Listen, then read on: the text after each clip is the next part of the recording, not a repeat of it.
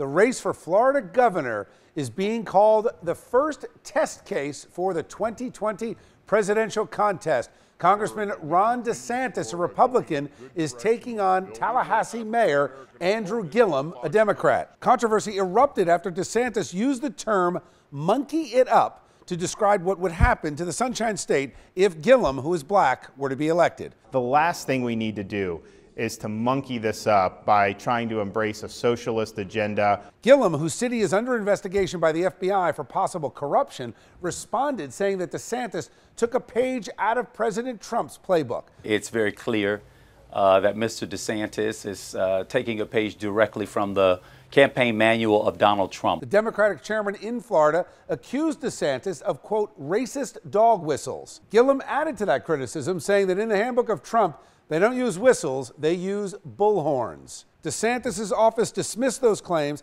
saying that the remarks were about Gillum's socialist policies, and to characterize it as anything else is absurd. All right, let's bring back our A-plus panel for tonight's show. Republican strategist Allison Young and Democratic strategist Bill Caruso. Allison, I'm going to start with you. You got to think at one point, you got to have a filter.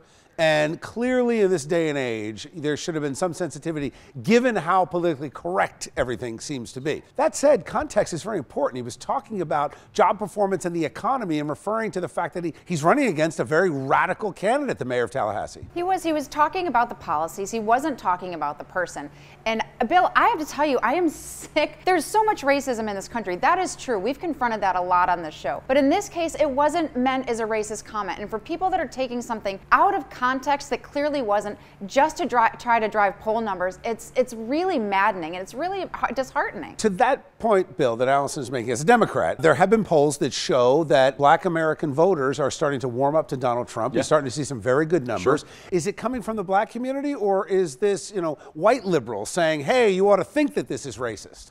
Listen, I think it's probably a little bit of both. And listen, I think those poll numbers show that from the Democratic side, we have to start focusing on things rather than just identity politics. I'm assuming some of those numbers are ticking up because of the economy, and that might be the reason why you're seeing black voters. Historic low unemployment among black Americans, Hispanic Americans. That's a huge number. Let's go back to this point. I take everything you say at face value, and I would agree with you. I don't think it was intended to be a race comment. I don't think it was a dog whistle comment, but it was an act of sheer stupidity. This guy's running on a platform to be the governor of the state. Get your act together. You don't say that. Well, as a strategist, you'd be hitting your head against the wall saying, right? What are you, crazy? What are you doing? But Allison, does it help or hurt? I mean, you could make an argument that the media potentially now, not necessarily liberal organizations, but the media is going to make this guy, the Republican candidate DeSantis, a victim.